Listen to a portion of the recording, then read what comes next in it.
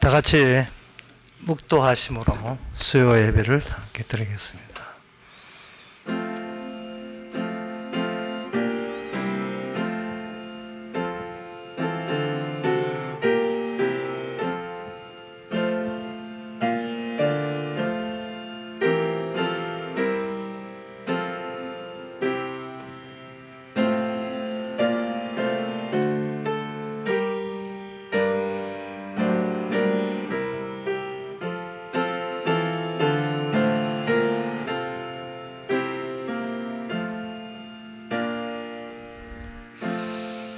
너희 모든 나라들아 여호와를 찬양하며 너희 모든 백성들아 저를 찬송할지어다. 우리에게 행하신 여호와의 인자하심이 크고 진실하심이 영원하미로다. 할렐루야. 하나님 저희들에게 주신 하나님의 인자하심이 있기에 우리는 하나님을 마음껏 즐거이 찬양할 수 있게 해주셔서 감사합니다. 사람만 상대하며 살지 않게 해주시고 하나님과 교제하며 살게 하옵소서. 예수님 이름으로 기도합니다. 아멘. 찬송가 370장 합시다.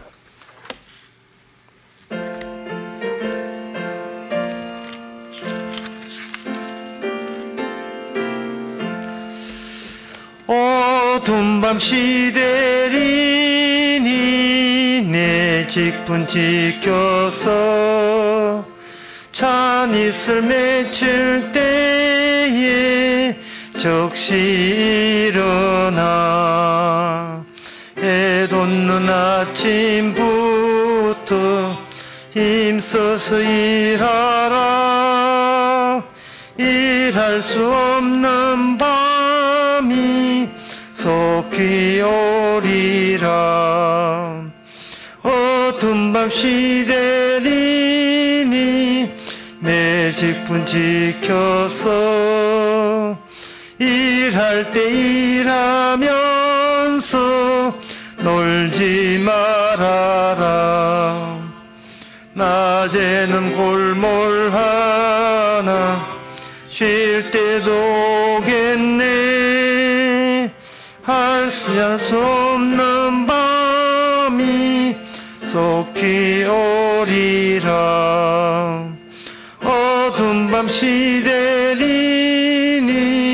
내 직분 지켜서 지는해 빗긴 볕에 힘써 일하고 그 빛이 닿아여서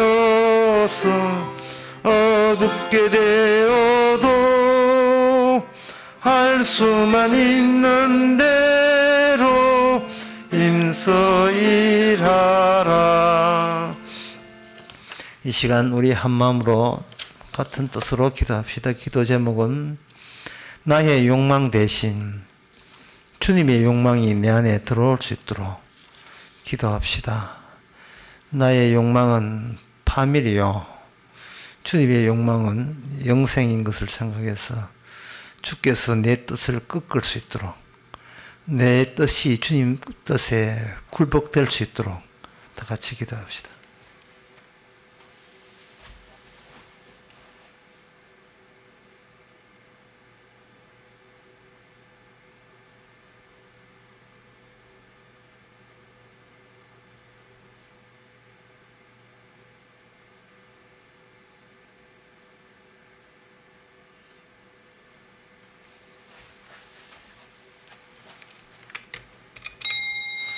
하나님 아버지, 감히 피조물 주제에,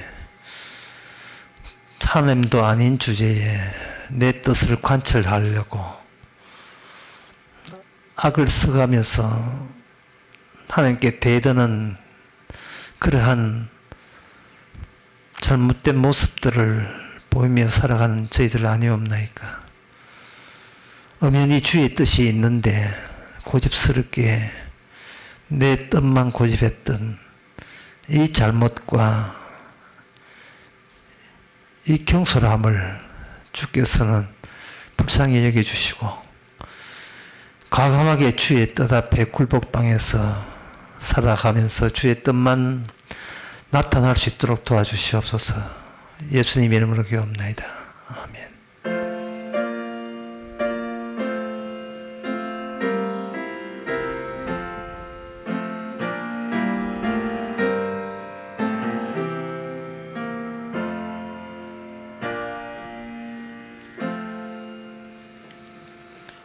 하나님의 말씀은 아모스 7장 7절에서 9절까지입니다.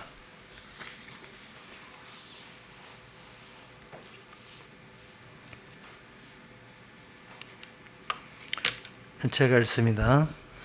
또 내게 보이신 것이 이러하니라.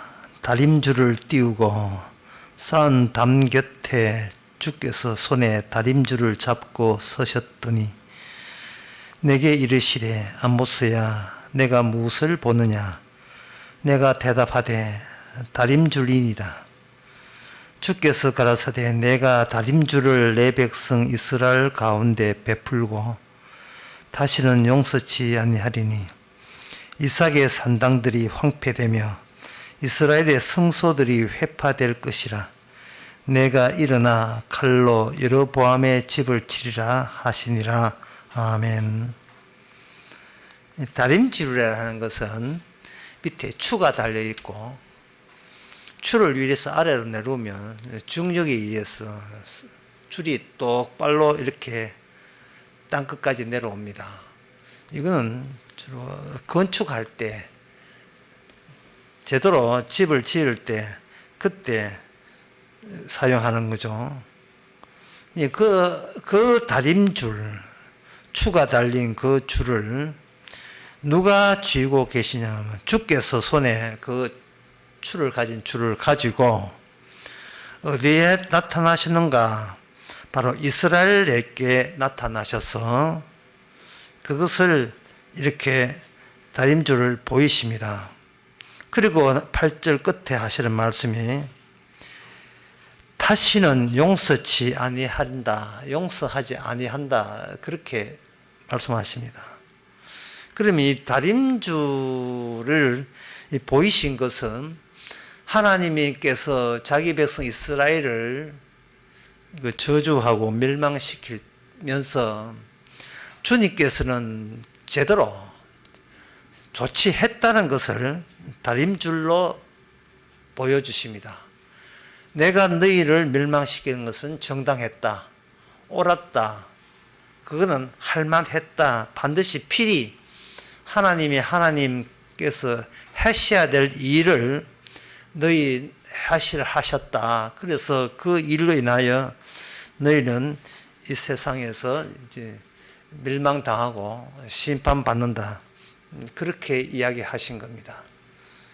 지난번에 우리가 보았던 그 메뚜기의 재앙과 큰 불을 주시는 그 재앙에서는 뒷부분에 내가 뜻을 돌이키겠다, 용서하겠다고 하셨는데 이번에는 하나님께서는 용서치 아니하겠다라고 했어요.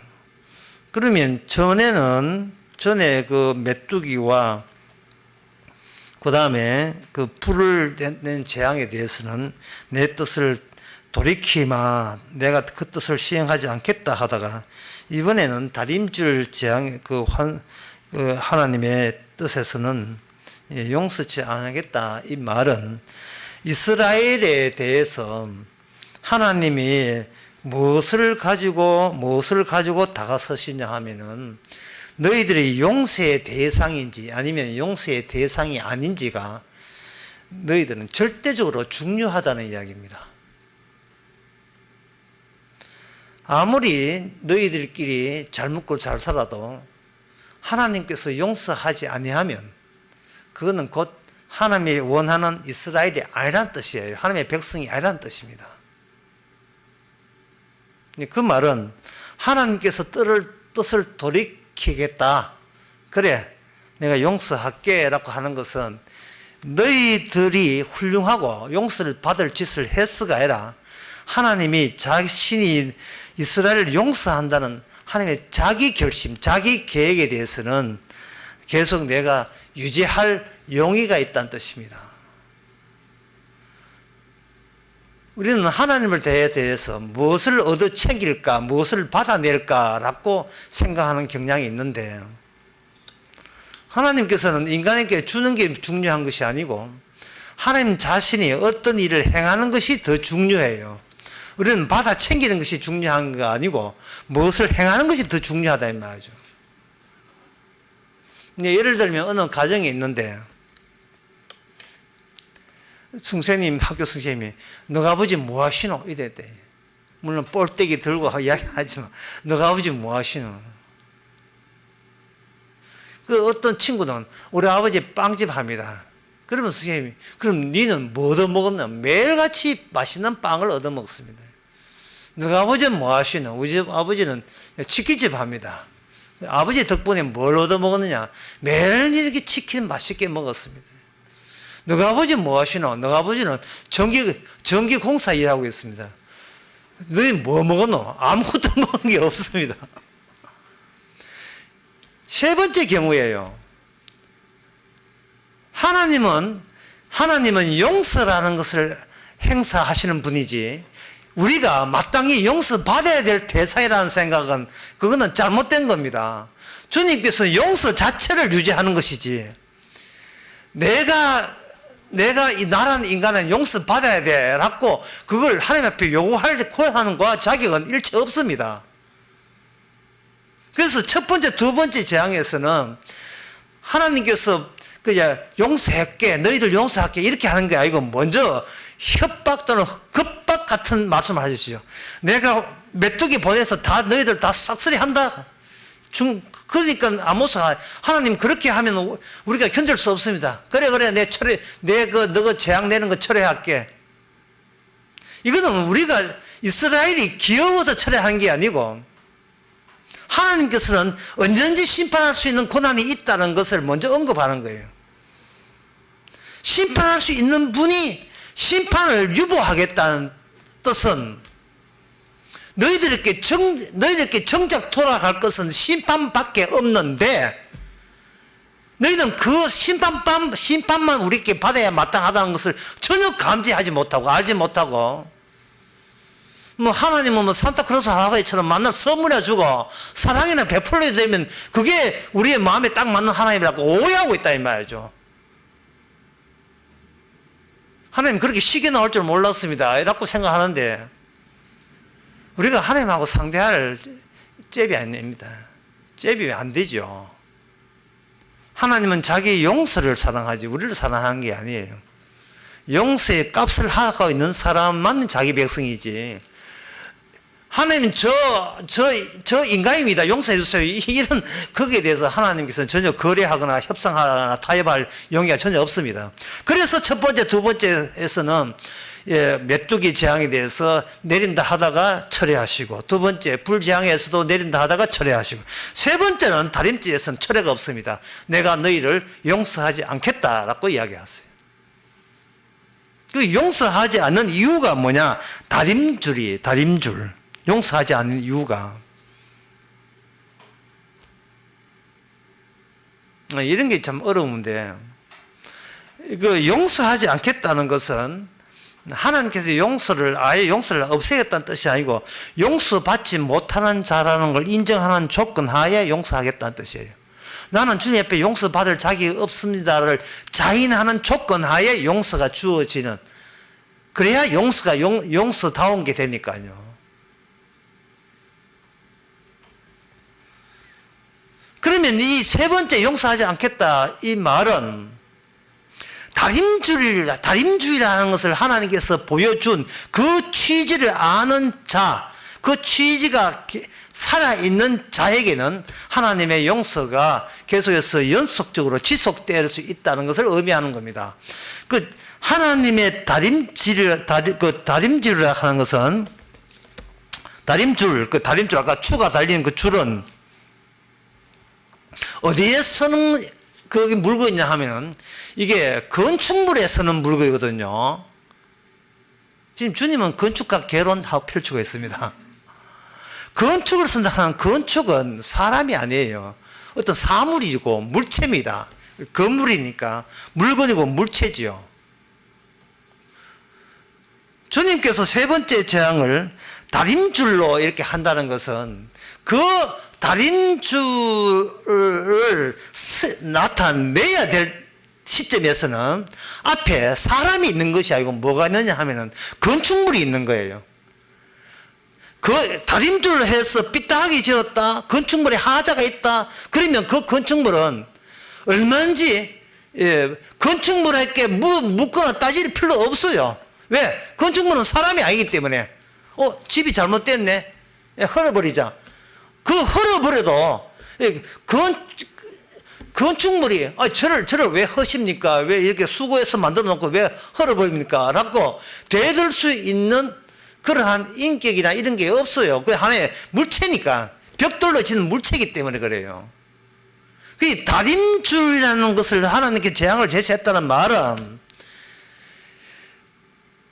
쉽게 말해서 이렇습니다. 이스라엘아, 네가 생각해 네가 사람으로 보이냐, 이런 뜻이에요.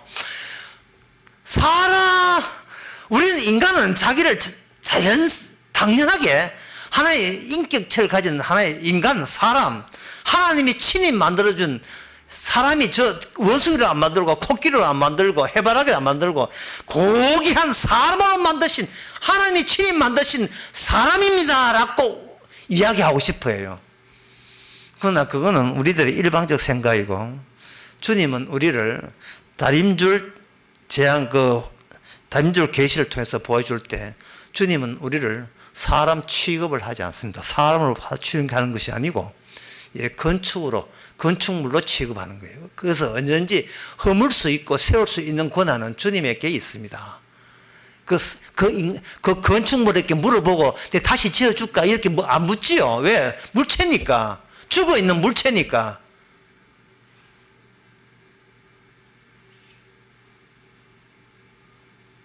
그러면 내가 사람이다, 신이 만든 사람이고 고귀한 인격, 존엄한 인격이다, 사람이다. 사람은 사람답게 살려면 하나님을 믿어야 돼 라고 사람들은 생각하죠. 그렇게 해서 내 사람답다는 것을 인정받기 위해서 신을 찾는다면 그 신은 무슨 신이냐? 우상이 되는 겁니다. 거짓된 신이 되는 거예요. 그게 바로 몇 절이냐 하면은 여기에 9절에 나옵니다. 이삭의 산당들이 황폐되면 이스라엘 성소들이 회파될 것이다. 지금 여기에 이삭의 산당, 이름은 아주 거룩하지요. 이삭이라 하는 것은 얼마나 이스라엘을 있게 한 그 시조 아닙니까? 시조. 아브라함, 이삭, 야곱 이렇게 되잖아요. 시조급에 해당되는 사람이 이삭이에요. 그러니까 거기에 뭔 뜻이냐 하면은, 대한민국 사람이 당군을 시조로 보는 거와 똑같은 거예요. 당군 할아버지가 있었기에 우리가 있다. 개천절 노래 그 가사 나오잖아요. 당군이 먼저 있고, 그 다음에 우리가 있기 때문에 당군을 모시고 숭배하는 건 당연하다. 이게 우리의 뿌리니까, 뿌리. 미국에 흑인들이 있죠. 흑인들이 있지만 그들이 고난받을 때마다 자신의 뿌리, 아프리카를 잃지 못했습니다. 사람의 뿌리를 잊어버리고 역사를 잃어버리면 그 인간의 정체성이 잃어버린다 하잖아요. 그러니까 이건 뭐냐 하면 조상을 찾고 뿌리를 찾는 것은 나 지금 사람 맞습니다. 인간 맞습니다. 인간으로 대우해 주세요. 사람으로 대우해 주세요. 저희들도 인격이 있으니까 하나님께서 우리하고 잘 협의하고 타협하게 되면 하나님이 원하는 좋은 사람 될 수 있습니다. 지금 이스라엘은 그러한 쪽으로 하나님을 섬기려고 하는 거예요. 하나님이 나설 수 있다고 한 겁니다. 그러면 이스라엘의 그러한 아이디어, 그러한 생각은 어디서 배웠는가? 바로 이스라엘 주변에 있는 이방 민족들이 그들이 자기들을 믿고 싶은 신을 섬길 때는 반드시 자기 자신의 고귀한 인격과 가치와 의미를 살리는 쪽으로 살리는 쪽으로 하나님을 섬겼던 거예요. 하나님 신이시여, 내 가치 있죠. 내 의미 있죠. 내가 하는 것이 무의미한 게 아니죠. 내 자식 키우고 내 착한 일을 하는 거 다 하나님 앞에 다 지켜보실 때에 훌륭하다, 착하다, 선하다, 대단하네, 그런 칭찬할 그런 이야기하는 것에, 그런 행동하는 것에 대해서 하나님이 좋은 반응을 주실 준비가 되어 있죠. 지금 그런 쪽으로 신을 찾는 거예요. 그 신이 가짜인 줄은 상상도 못한 겁니다. 그런 신이 가짜이라는 생각은 그게 인간이 상상해서 조작해낸 거짓 신인 것을 상상도 못한 거죠. 신비로움. 이 세상의 모든 우주가 아름답다, 신비롭다. 누가 만들었겠는가? 당연히 신이 만들었죠. 인간 누가 만들었겠는가? 조상이. 그럼 조상은 누가 만든? 신이 만들었죠. 근데 그 신을 섬기자. 인간으로서는 그게 마땅히 해야 될 일이고, 신을 찾는 것은 인간이 할 수 있는 착한 일 가운데서 가장 고상한 것이라고 자기들끼리 우기고 있는 거예요. 자기들끼리. 정작 당사자는 인간을 인간으로 보지를 않는 거예요. 여러분들이 그거 궁금하지 않던가요? 성경이 굉장히 두껍잖아요. 성경이 두꺼운데 창세기부터 요한계시록 있는데 창세기부터 요한계시록을 알아듣게 이걸 전부 다 함축해서 이걸 압축을 해가지고 딱 한마디로 창세기부터 요한계시록에서 하나님께서 어떤 성경 말씀을 줬다는데 그 말씀의 내용이 딱 여기서 한마디로 엉축하면 뭡니까? 라고 물으신다면 알아듣기 쉽게 하면 이런 겁니다. 죽으라는 말이에요. 죽으라는 말입니다. 그게 살 생각하지 말고 죽으라는 말이에요. 왜냐하면 하나님마저 이 땅에 와서 죽었으니까. 하나님도 이 땅에 와서 죽었는데 네가 뭔데 살려고 하느냐. 이스라엘의 특징 중에 하나가 잘 나타나는 것이 출애굽기 14장 16절에 나와 있습니다. 그때 이스라엘 나라가 처음 생겼거든요. 전에는 애굽에서 그냥 히브리 종족으로 있다가 모세를 보내가지고 히브리 종족을 따로 빼내서 이스라엘의 첫날을, 첫 계시, 이스라엘의 1일, 그걸 시작한 것이 바로 출애굽이에요. 어린 양의 피를 문설주에 바르고, 그러한 독특한, 특징적인 그러한 사건을 간직한 채, 그 어린 양의 피 바른 그 사람들은 전부 다 그 중에 이방 민족도 섞여 있어요. 이스라엘이 되게 애굽에서 땅을 떠나 그때 같이 살던 땅에서 벗어나서 다른 땅으로 갈 때에 하나님께서 그들을 어디로 인도하느냐 하면 출애굽기 14장에 보면 그들을 홍해로 인도해요. 그 13장 18절에 보면 그러므로 하나님이 홍해의 광야길로 돌이키시며 의도적으로 하나님께서 출애굽기 13장 18절에서 그 14장 16절에도 의도적으로 하나님께서는 바닷길로 이스라엘을 몰고 갑니다. 그 왜 바다로 몰고 갔을까? 건너지 말라는 뜻이에요. 건너지 말라. 이게 무슨 뜻이냐 하면 아까 제가 말씀드린 것을 다시 한번 말씀드릴게요. 용서받지 못한 자라는 것을 인정하는 조건 하에 용서받는 거예요. 나는 용서받지 못할 자, 나는 천국 가지 못하는 자라는 것을 인정하는 조건 하에 천국에 넣어주는 겁니다.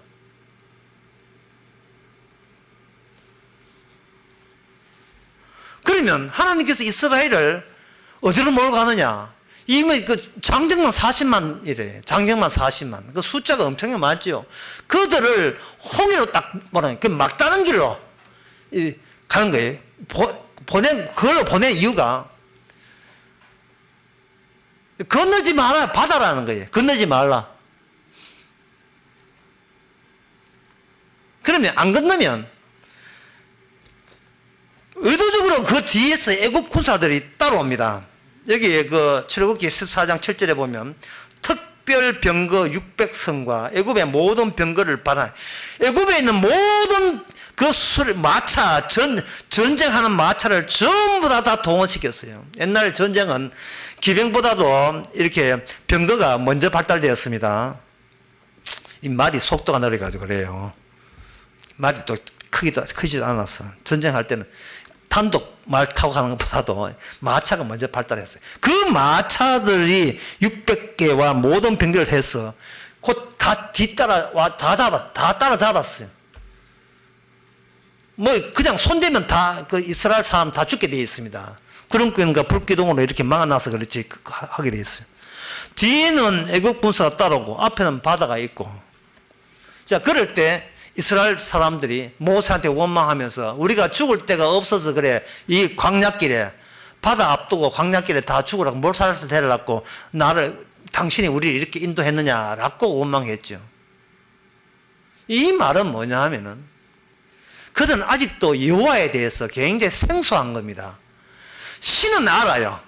천지를 만드시고 뭐 줄줄 다 외웁니다. 신은 자비로우시고 은혜로우시고 뭐 다 외우는데 그거는 내가 지어낸 신이고 내 구미에 맞는 내 입맛에 맞는 신이고 진짜 신은 그들은 처음 경험한 겁니다.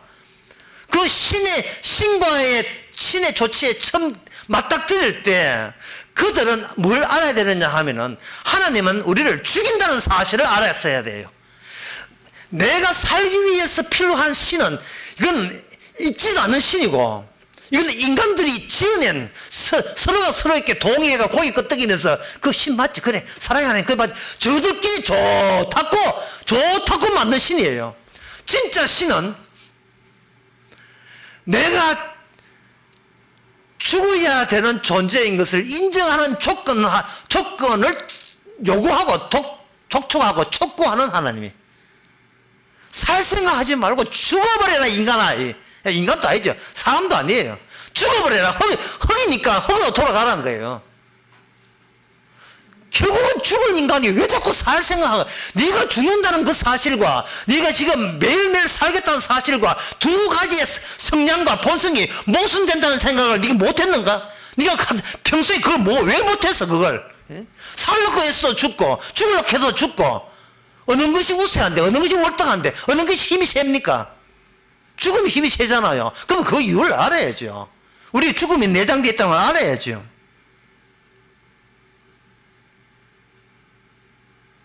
바다 다 건너지 마라. 넌 다 죽었대.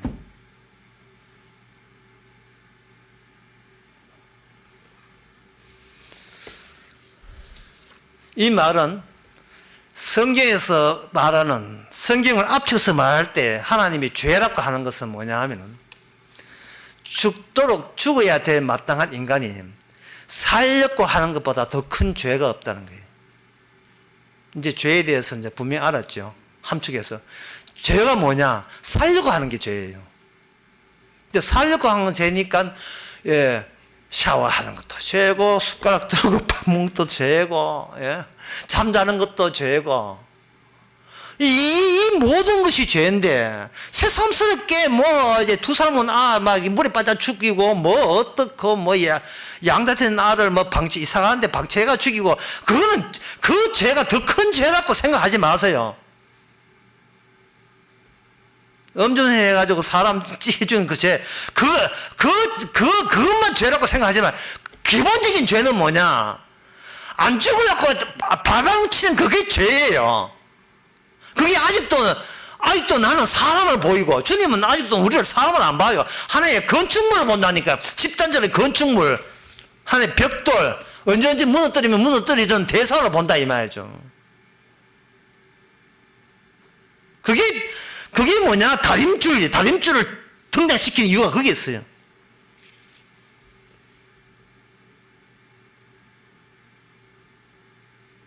우리의 자신의 인격화는 어디서 나오는가? 바로 아까도 말씀드렸죠. 9절에 보면 나오는 그거. 다시 말해서 그 유명한 이삭의 산당, 조상님의 제사드렸던 그 산당, 창세기 26장 25절에 보면 이삭도 제단 드렸고요. 아브라함도 제단 드렸잖아요. 야곱도 물론 제단 드렸고, 베델에. 근데 우리 선조들이 제사를 지내고 하나님께 그 제사 지내서 응답받는 그 귀한 성스러운 공간, 요즘 같은 기도원 다 지었을 거예요. 그런 공간을 우리가 그 역사와 전통을 살려서 그걸 기억하고 하는 것이 이스라엘의 정체성에 도움된다고 생각하는 그것이 오늘 본문의 9절에 보면 내가 용서치 아니하고 아니한 증거로서 너희들이 알고 있던 여호와와 통하겠다고 여호와를 믿어 보겠다고 여호와께 복 받겠다고 너희들이 귀하게 여긴 그 재단을 내가 완전 싹쓸이게 밀어버리겠다는 거예요. 또 쉽게 말해서 예배당 다 박살내겠다는 뜻이 교회 다 없애겠다는 뜻이에요. 누굴 위한 교회고 누굴 위한 예배당이냐 이 말.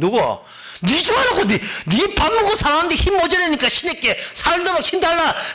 그런 식으로 기도했고 철화했고 새벽 기도했고 예배 드렸던 그게 바로 그게 우상숭배라는 겁니다. 하나님께서. 그게 우상숭배라는 거예요.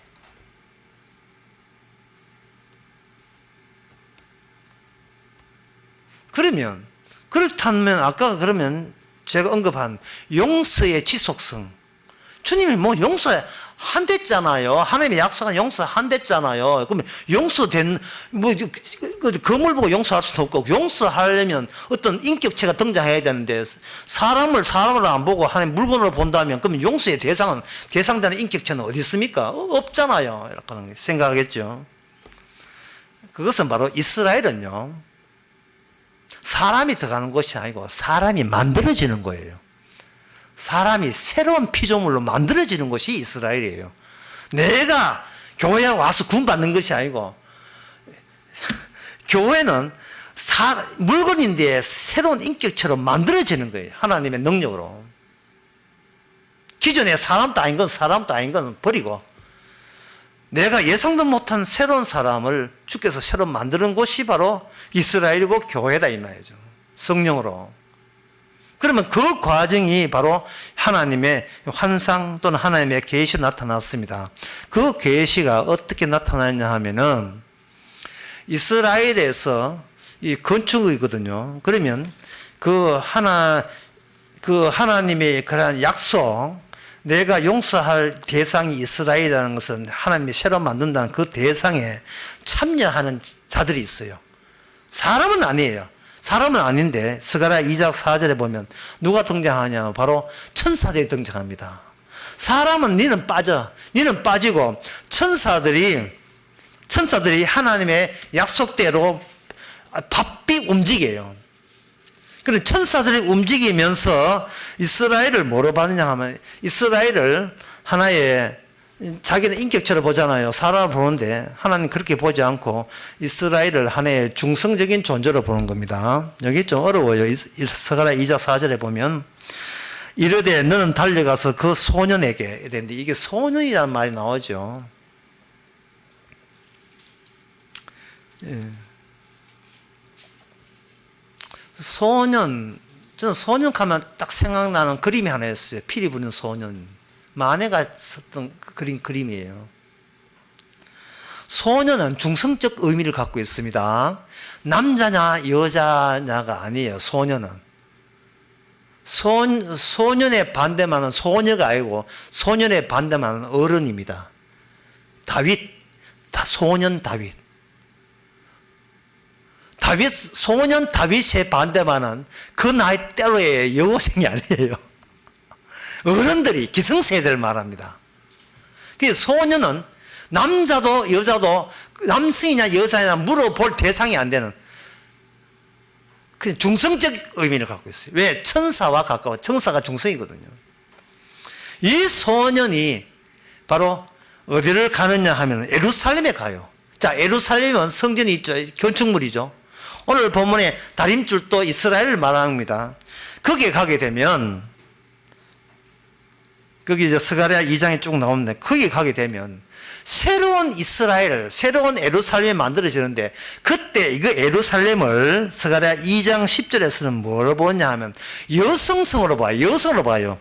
여호와의 말씀에 시온의 딸아 노래하라 이래. 시온의 딸.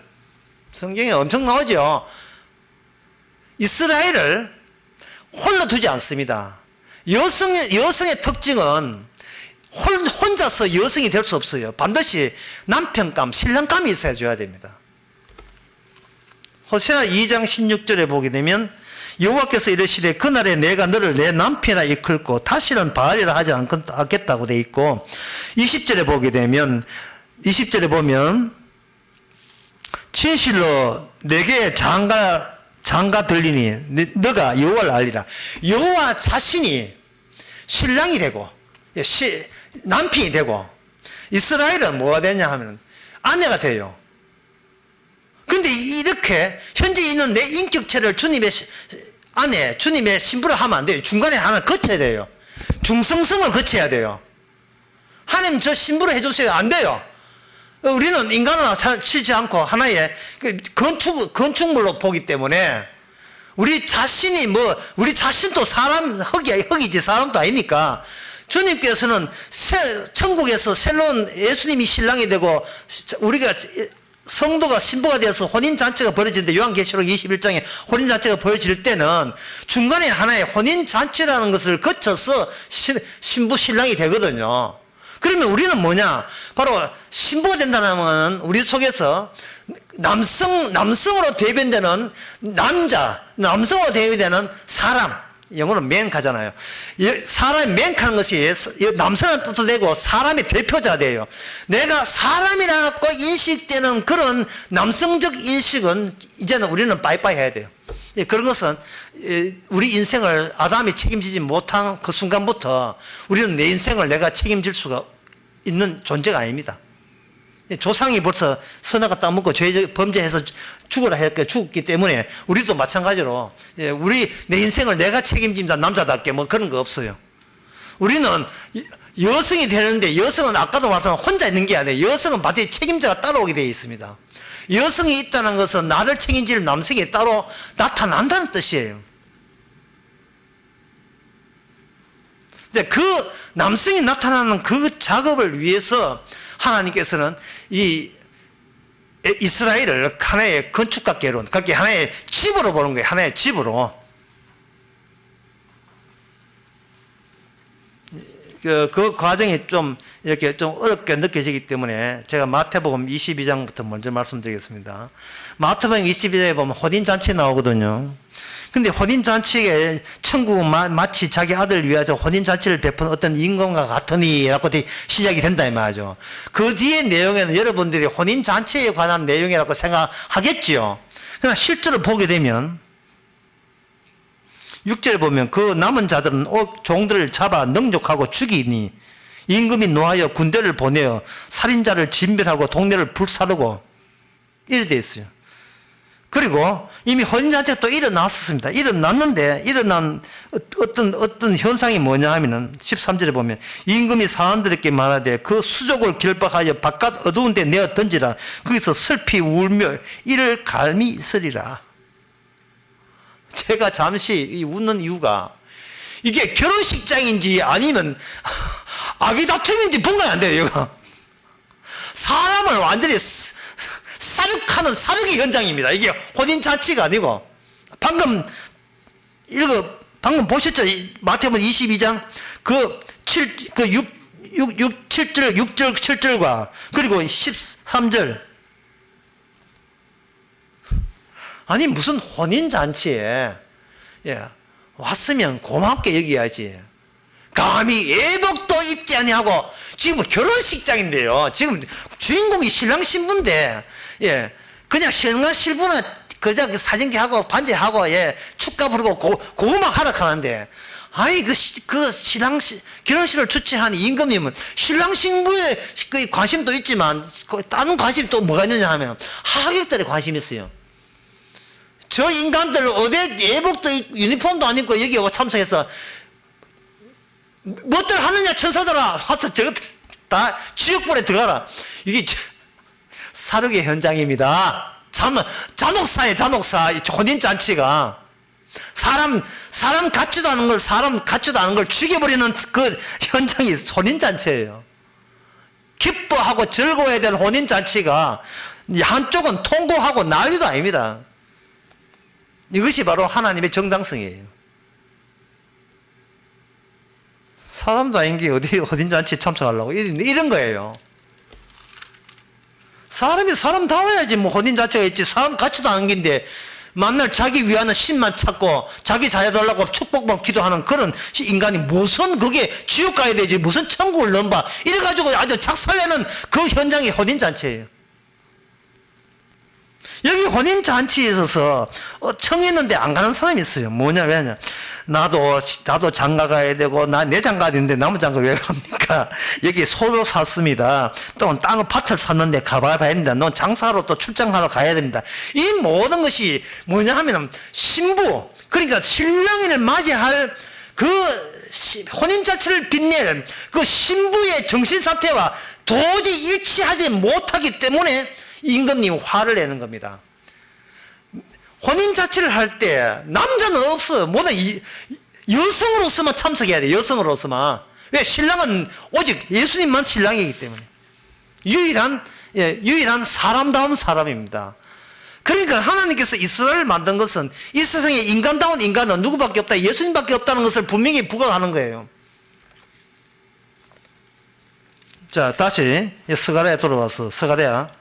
그 하나님께서 그 이스라엘을 멸망시킬 때에 이 하나님께서 만든 이스라엘, 예루살렘을 왜 멸망했는지요? 그들은 그 이유를 몰랐습니다. 이스라엘은 몰랐어요.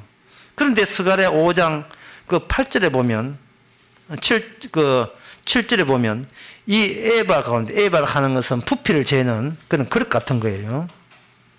대집이 뭐 이래 보여줘요. 그 대집이 가운데 한 여인이 앉았습니다. 하는 동시에 둥근 납 한 조각이 들리더라. 그 대집이를 두꺼운 도저히 인간의 힘으로 열지 못하는 아주 무거운 비중이 강한 납으로 갇혀 있는데 그 뚜껑을 강제로 여는 게 강제로 열어 보니까 그 안에 여인이 하나 등장하는데 그 여인은 악이더라. 곧 악 자체가 하나의 여인으로서 예루살렘 속에 악이 들어있었던 거예요. 그러면 하나님께서 용서를 용서답게 희속시키기 위해서는 뭐를 제거해야 되냐 하면은 하나님 친히 만든 예루살렘 이스라엘에서 뭐를 끄집어내야 되냐 하면 그 악마지요. 악마, 죄, 그걸 끄집어낼 때 비로소 그거는 뭐냐 하면 예루살렘이 예루살렘답게 이스라엘이 이스라엘답게 하나님의 백성이 하나님 백성답게 되는 거예요. 이것을 위해서 끄집어내는데 이걸 위해서 누가 동원하느냐? 여기 천사가 동원하고 천사가 동원시킨 어떤 두 여인이 나오는데 그 두 여인이 날개 같은 걸 해가지고 바람을 해가지고 그 죄를 옮깁니다. 어디로 옮기느냐 하면은 바로 바벨론 신할 땅, 바벨론 땅으로 옮깁니다. 그래서 이스라엘은 바벨론으로 사로잡혀가 있어요. 현실적으로. 이거는 하나의 계시지만 계시대로 현실이 움직이고 있습니다. 바벨론 땅으로 가는 거예요.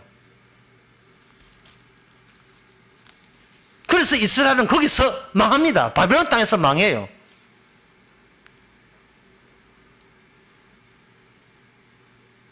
자, 이것은 무엇을 뜻하느냐면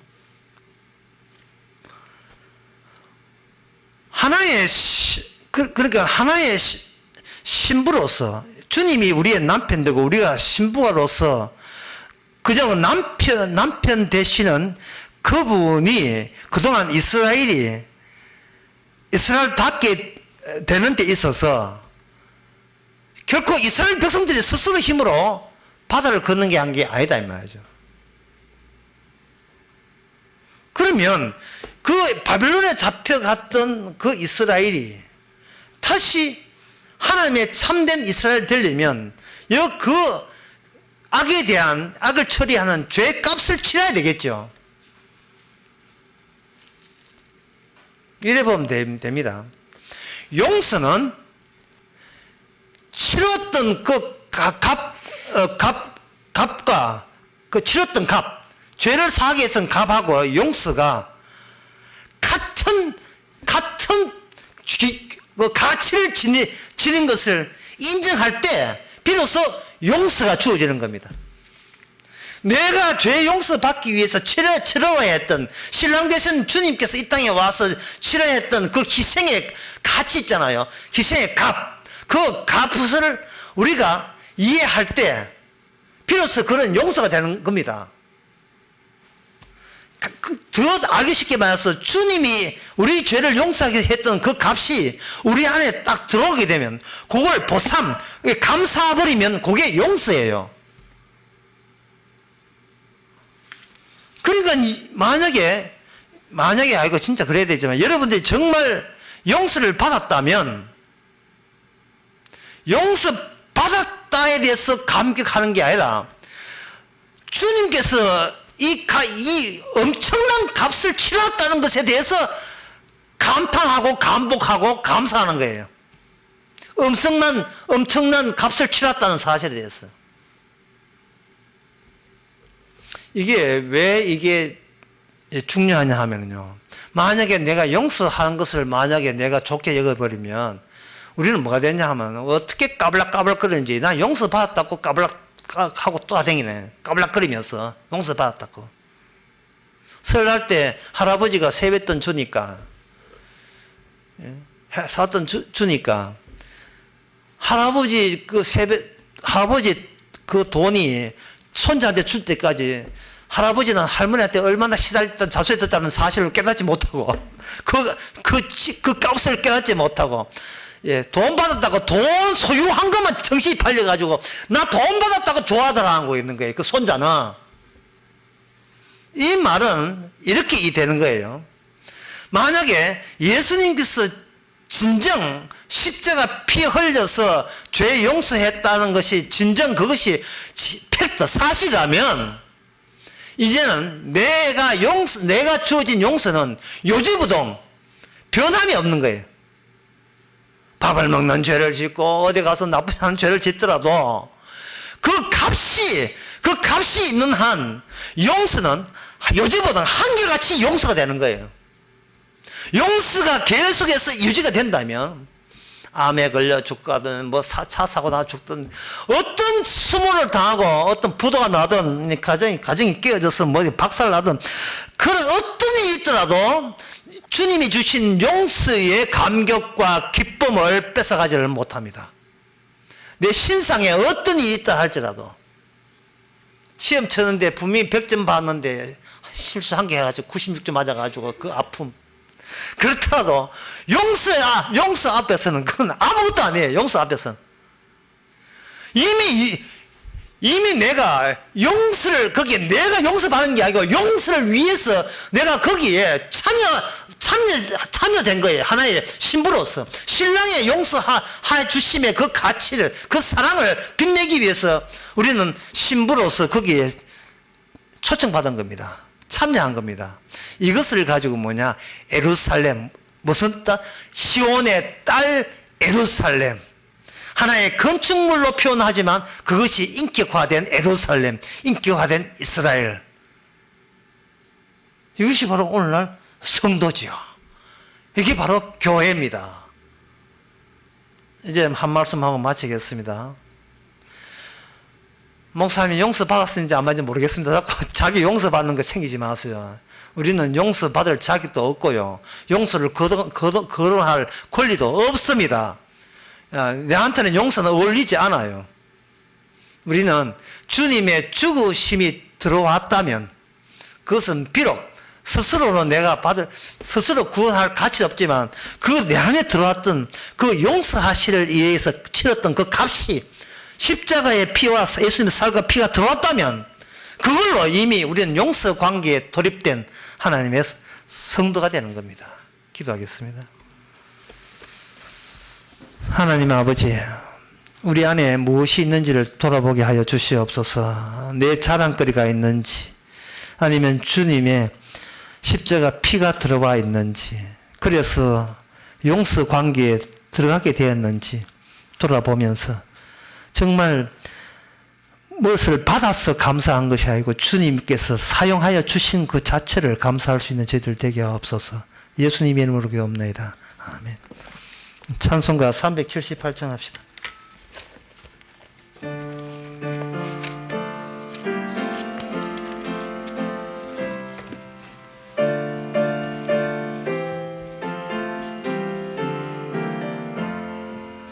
이전에 주님을 내가 몰라 영광의 주 비방했다. 지극한 그 은혜 내게 넘쳐 날 불러주시니 고마워하라. 나 받은 달란트 얼마른가 나 힘써 그것을 남기어서 갑절로 주님께 바치오면 충성된 종이라 상 주시리. 천하고 무능한 나에게도 귀중한 직분을 맡기셨다. 그 은혜 고맙고 고마워라. 이 생명 바쳐서 충성하리. 내 하는 일들이 하도 적어 큰 열매 눈앞에 안 베어도 주님께 죽도록 충성하며 생명의 면류관 얻으리라. 다 같이 기도합시다. 지금은 우리 주 예수 그리스도 은혜와 하나님의 거진 사랑과 성령의 충만하심이 내가 하는 일이 아니라 주께서 하신 일이 담겨 있는 것을 감사하는 모든 성도들께 함께 있을지어다.